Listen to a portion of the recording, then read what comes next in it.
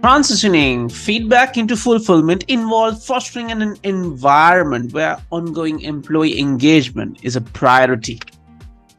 This entails actively seeking and using feedback to enhance employee experience, ultimately leading to a fulfilling work culture. Now, the question is, how can leaders and organizations can do this? A very warm welcome to the show, season 9 of EI Cafe with Azim, and I'm your host, Azim Sahil, a human capital specialist, a legacy display facilitator, ICIP certified coach, emotional intelligence, and one of the lead facilitator at Lumidi Learning Solution. I'm thrilled to be back for another season and an episode filled with valuable learning in next 30 minutes. We'll embark on an exciting journey exploring insightful topics and expanding our knowledge base. So, you heard a little bit of an introduction. Today, we're going to talk about feedback, from feedback to fulfillment. How do we build a culture of continuous employee engagement? To discuss this, I have an individual all the way from UAE who is joining me today. With over 25 years of experience and in learning and development, he is passionate, an award-winning professional who helps people and organizations achieve their full potential. He's a specialist, specialized in talent management, leadership development, organizational performance, and facilitate skills. He's also knowledgeable in performance measurement, competency-based HR application, and learning strategies. His mission is to help people be brilliant and to make learning fun, engaging, and meaningful. Ladies and gentlemen, let me welcome Andrew Stotter-Brooks.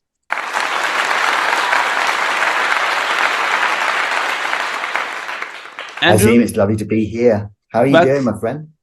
Absolutely great, amazing. I'm really excited to have this conversation with you. First and foremost, thank you very much for checking into the cafe. Do you know what? It's an absolute honor and a privilege. I love you guys so much, and anything I can do to help is all. I am your servant. Thank you very much, Andrew. Stott, it has been quite. I've been following for some time, and I love the content you put around. So, I thought, some interesting topic. I can draw the brain of Stotts to our audience and spread the message of how feedback and learning and fulfillment can create that culture of engagement. On that note, I would like to ask this question initially.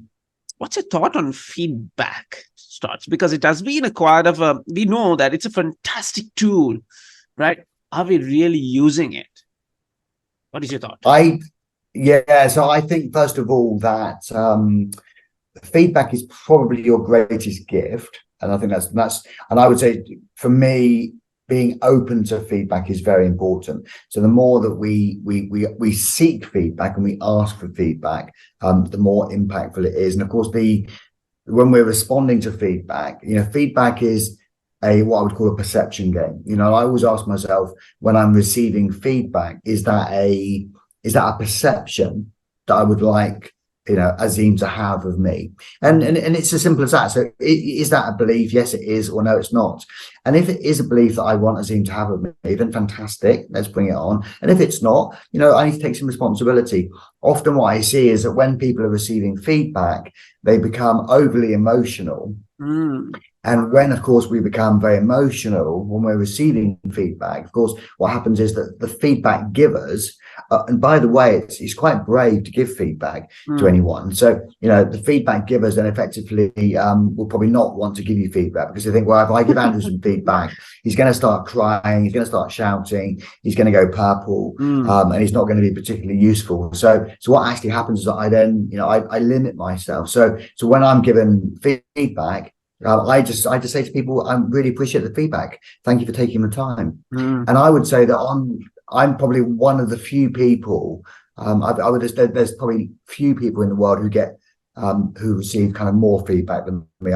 I'm overrun by feedback, which is really useful and it's really helped me to grow and develop. But I would put that down to the way that I respond to feedback, and that is always seeking to understand, really listening, really kind of leaning into the feedback, and critically, is that a belief that I want that person to have, right? Because I've got to give that person an experience, right? So I think if I give them a negative, if I give that person a negative experience when they're giving me feedback, then of course that's going to color their perception of me, and I'm kind of very mindful of that. So hopefully that gives you probably a long answer to a short question. Absolutely, I think you were really spot on. The last part you said about the experience, how the experience going to be, and there's two ways. One's the courage to give the feedback, and the courage to receive the feedback. Also, I think it's important, isn't it? We are, you and I, we are a collection of our experiences. So we've been around, and there's sort of four things I think which kind of make us. We have the experiences obviously form who we are day to day, and that then for me drives what we believe to be right or wrong, and it definitely drives our kind of our values and what we can then achieve. So I think that the experiences are really, really important. So the experiences are massive, but critically, it's more about the experiences we offer other people. So when I'm, as a manager, as a leader, if someone's coming in, if I shout at them, or I'm inconsistent, or I'm not listening to them, then actually I'm just going to sort of breeding that behavior, because I think you've got to see it to believe, you've got to see it to be it. I like that. I really like that phrase. You have to see it to be it.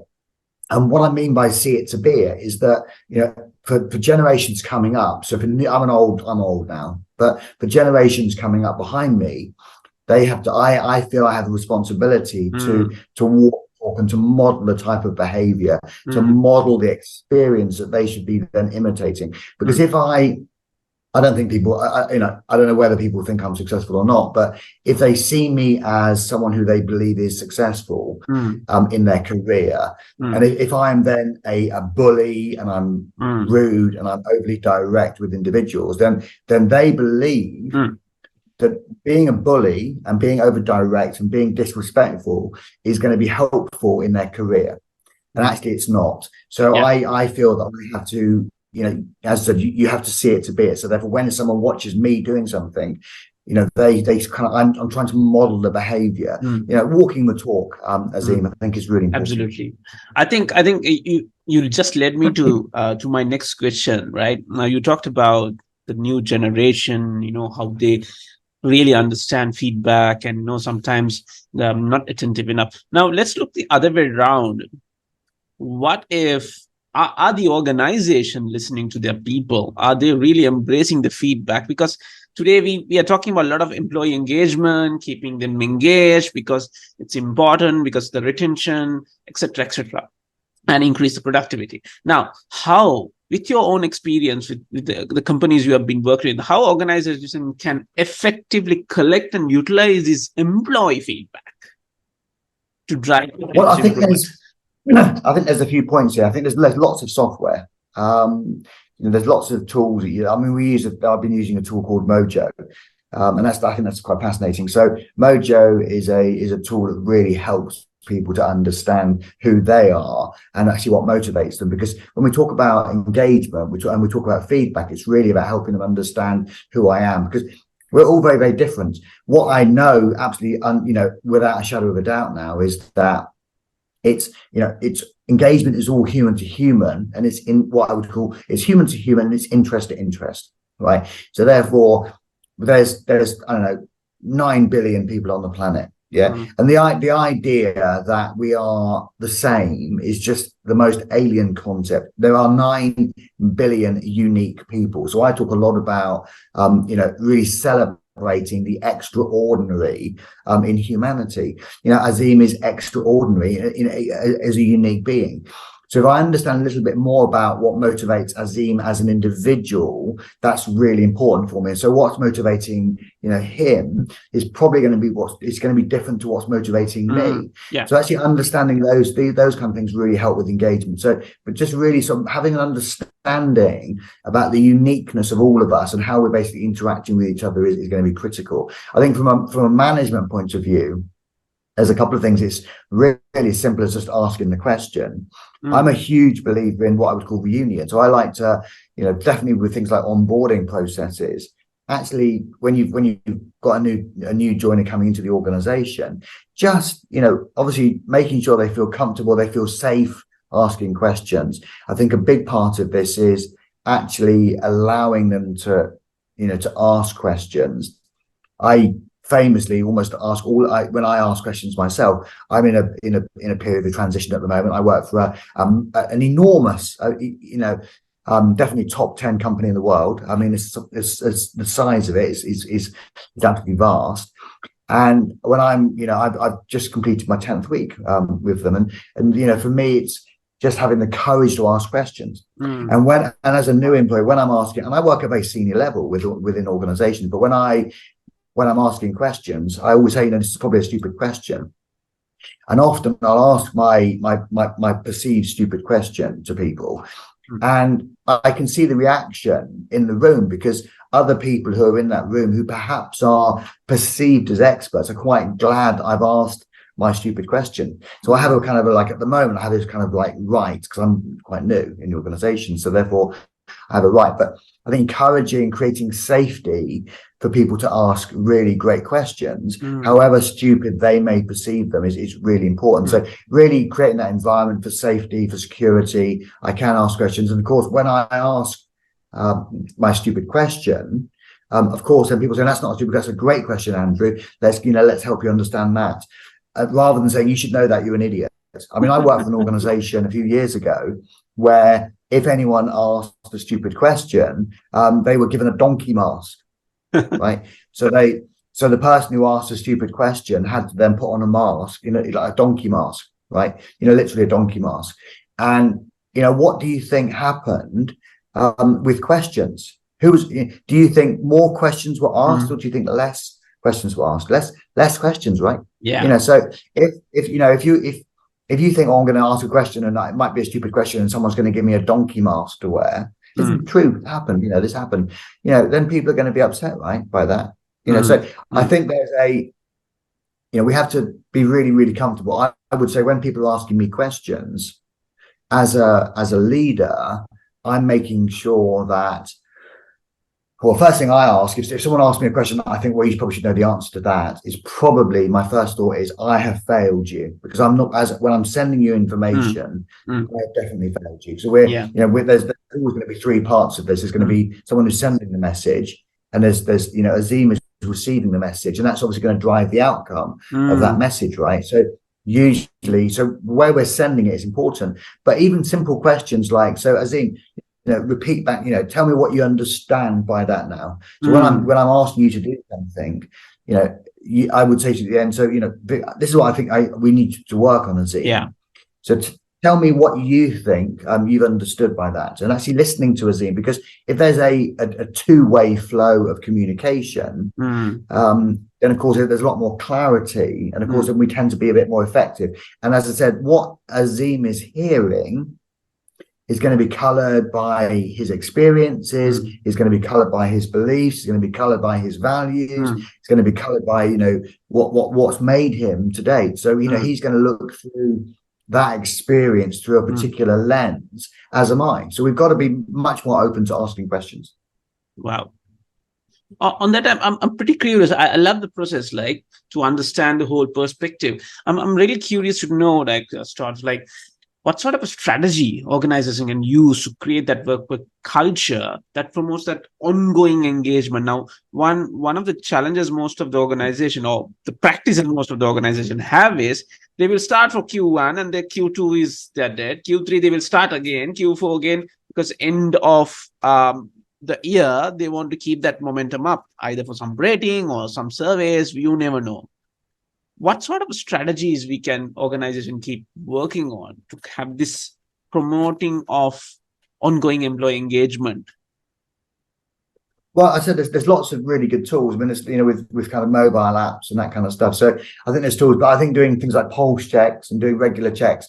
But I think the most important one is just, encouraging managers to ask questions of their team members. There's some great I love the kind of the Mayo. There's the Illinois Electric Company, and there's there's the Hawthorne experiment. I'm not sure whether you're familiar with the Hawthorne experiments, but the Hawthorne. I mean, if anyone listening to this ever wants a copy of the Hawthorne experiments or wants me to kind of share it with them, but the Hawthorne experiments effectively looked at the dynamics of motivation within the employees. And one of the most critical things, and it's really, I was actually on a stage with Daniel Pink. I mean, Daniel Pink's, a very famous author. I'm not very famous, but we were on a stage together in the US recently. It's quite a fascinating conversation. And he was referring to a guy called Elton Mayo, a psychologist, turn of the century. And it's fascinating. But what he discovered, there's this kind of 4-letter word that basically has such a great impact on employee motivation and engagement. And that 4-letter word is care, CARE, care. And so if I am giving the experience to Azim that I care in this relationship, so if a line manager is giving the experience to a team member that she cares about her team member, then that's a massive impact. Because, for me, managers basically fall into, I'm going to incredibly oversimplify this, Azim, but managers fall into 2 categories. They fall into when things are going wrong, often in business, things that don't go to plan, right? We don't hit our targets, or there's some kind of a bump in the road. It doesn't quite go to plan. And then often a manager is asking for additional effort, additional effort from Andrew or additional effort from Azim to basically get us through this period, this kind of challenge. If there's a perception of care that's built up and that we have a relationship and we trust each other, when Andrew asks Azim to go and give that additional discretionary effort, then basically he'll say, yes, of course, I'm happy to help you. If I haven't built up that relationship and Azim doesn't believe that Andrew genuinely cares, in that moment of crisis, when Andrew is looking to Azim to help and give us that additional kind of discretionary effort and that additional sort of like push, Azim's going to be saying, no, I'm washing my hair tonight. I'm washing my hair tonight. I've got a prior appointment. Yeah. So I'm not going to be able to do it. And often managers get confused. They say, I work with a lot of people, and I've worked, all over the world with many, many, many thousands of people. And often I get a manager say, I ask Azim to do something, and he just goes and he wants to go home. Yeah. And I would say, you don't have a relationship with Azim. He doesn't think you care. Think about the experiences that you're giving Azim. And it's as simple as saying good morning. Absolutely. It's as simple as being consistent. It's as simple as, asking Azim questions. It's as simple as asking Azim how he's feeling. It's as simple as saying, is there anything else I can do for you? It's as simple as, saying what could I do better to saying thank you. What could I do better to improve our relationship? I was on a stage with Marshall Goldsmith. He's famously apparently the world's number 1 coach. Look him up. He's an amazing guy. Yeah. And he said to me, he said, Stotts, for me, it's all about just, asking that one question, which in his mind was, Azim, what can I do to improve our relationship? How often do you ask that question? How often do you ask your team members? How often do you ask your partner, your children, what you can do different to improve your relationship? And actually, if you ask that question a couple of times, then what happens is they will give you some, and particularly if you go back to my very early comments in this call, if you then, when they say we could listen a bit more and you could spend a bit more time with us, Andrew, if I then say, oh, but I'm so busy and you don't understand, then of course it's a waste of time. But if I say thank you, I'm going to try harder to spend more time with you, I'm going to try harder to listen to you, it becomes much easier. So again, it's back to that experience that you're offering people, right? Yeah, absolutely. I think again you're leading me for the next question. Here my take on this particular perspective. My perspective is, number one, leaders and managers think that engagement is a PO HR function, human resource department function. Yeah. No. Right. And number two, starts that, as you said, busy. I'm a bit busy to ask this question. I don't have time to ask this question or have this conversation with my people to create that engagement. So what's the role of a leader and manager? You did mention a lot about it, but if you really summarize it, why it's so crucial, a manager, a leader's role in building and sustaining continuous employee engagement? What's your thought? Hey, in my humble opinion, leaders do five things really well. So they provide clarity to their team. which enables them to create feedback and recognition, which enables them to help, them understand, or, so Azim knows the role he plays on the pitch. I use a lot of metaphors around, rugby or soccer or cricket, whatever it is. But if you look at cricket as an example, individuals have different talents, right? So if you're putting a cricket team together, 11 players on a cricket pitch, there's going to be different talents. Some are better at batting, some are probably better at bowling, some are better at fielding, there's going to be a wicket keeper, there's going to be a captain. So they play unique positions on the team, right? And they have specific responsibilities and accountability for where they're playing on the pitch. So and I need to understand that. So Azim needs to know his responsibility. He needs to understand what the task at hand is. He needs to understand his role in the task. He needs to understand his role in the team. And so I think those are really important things. So that's number 3. So number 1, clarity. Number 2, feedback. Number 3, input versus output, I call it. So that's, Azim knows where he fits within the team and understands the contribution he's making. Number 4, Azim feels that he's learning and growing with us, and he's learning and developing with us. And number 5, back to my old friend, Mayo. So, and Azim needs to believe that I care about him. So as a leader, if I do those 5 things, you become much more impactful. Fantastic. That makes sense. And 5, it's pure easy to remember as well. Absolutely. That's why I got my little handout. I mean, these are quite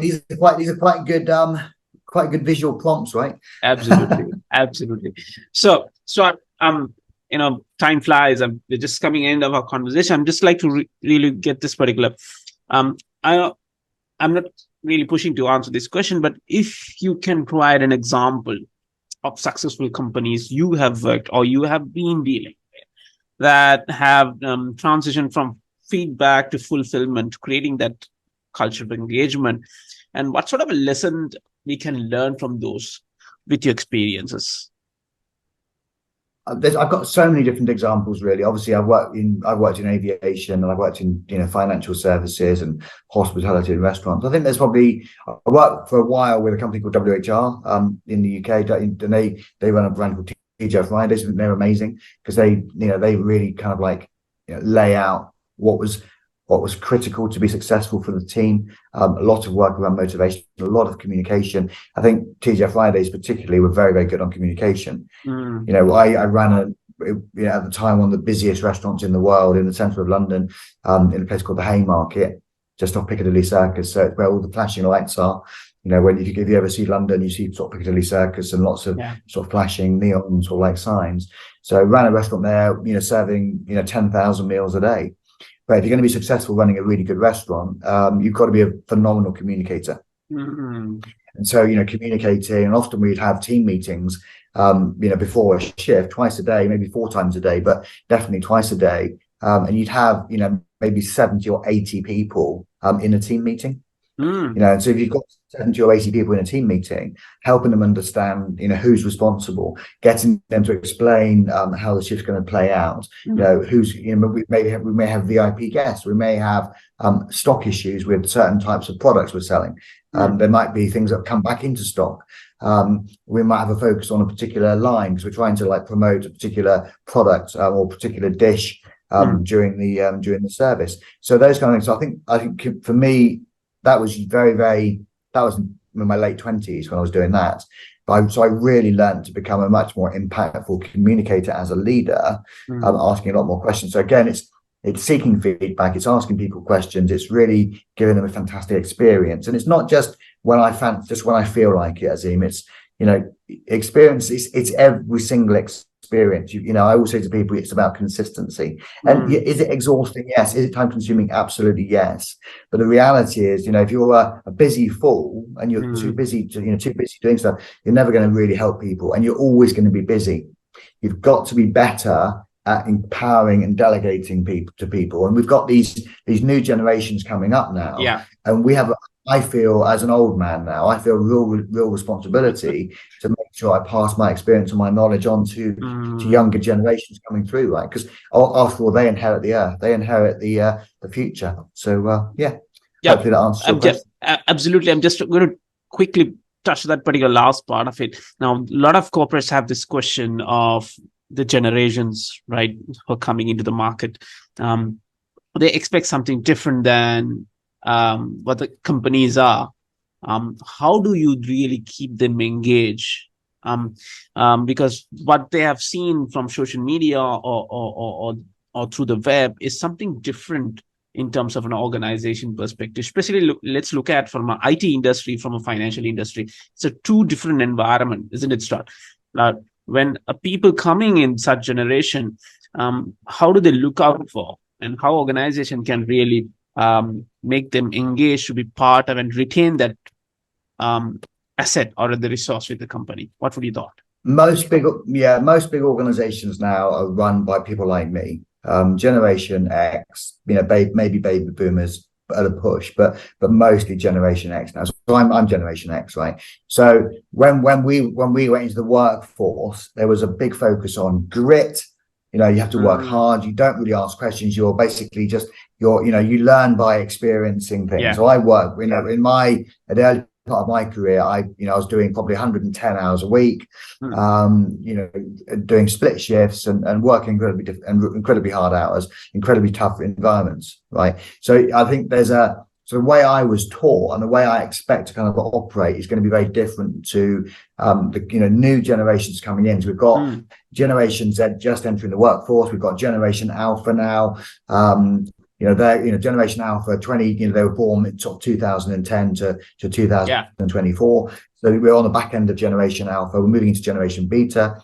And those individuals now, it's back to earlier comments, really. They expect human to human, interest to interest. They expect to be treated uniquely. They expect to be treated as individuals. If we try to just treat them like they're everyone else, then they really are not. They have these horrible devices. I've got my this thing here. I'm surrounded by devices, right? Those devices can be tailored to the things that we want. They have apps on ours. They still have an operating system. We're familiar with iOS, right? So we have an operating system as the company. That's the operating system. But the way that people are playing within the operating system, that it needs to be perceived as being quite unique. And unless we're doing those kind of things, and managers of my generation need to understand that the people come in need different things from us, and they definitely need human to human. They definitely need interest to interest, and they definitely need to feel cared for. And if we're not doing those things, and sometimes, and I hear, they should. Well, when I was first in the workforce, 400. I mean, I was in the workforce. Yeah. Gosh, more than 40 years ago, right? Yeah. So, but the world's changed. The world's changed. Mr. Generation X, get your act together and start thinking about the future of work. Absolutely, I think that's very much important to understand that we are changing. The world is changing. The whole environment is changing. So we need to understand that perspective. So thank you very much. Here's my final last. That's it. No more questions. What's your one key message you want to give for our audience and the viewers on this topic? I think there's, really for me, it's always going to be about, personal ownership, personal responsibility. Own it. Be brilliant, be you, be authentic. Massively important. And I just genuinely, if anyone wants my help with anything, just feel free to kind of reach out and ask me. I'm known as a librarian. I've got 20,000 plus books. If you need a book, give me a buzz and I'll send it to you. Absolutely brilliant. So that's the time what we have, ladies and gentlemen. My key takeaway is the 4-letter word what Stott said about care. I think that's important when you really look at that care perspective, ask the questions, get the feedback, and start working on your engagement. Then that's what my learning. I hope our listeners and viewers have got plenty of takeaways. My humble gratitude to Andrew Stotter-Brooks thank you very much for joining in. Of course, I'll share his LinkedIn network profiles and YouTube channels and his group on the podcast note. At the same time, if you want to explore more about Andrew Stotts, www.andrewstotts.com. Again, link will be available in the podcast notes. On that note, Stotts, thank you very much for your lovely. Love you, my friend. Say hi, guys, to the Luminary group. I really love those guys as well. So keep owning it, my friend. Thank you. Take care.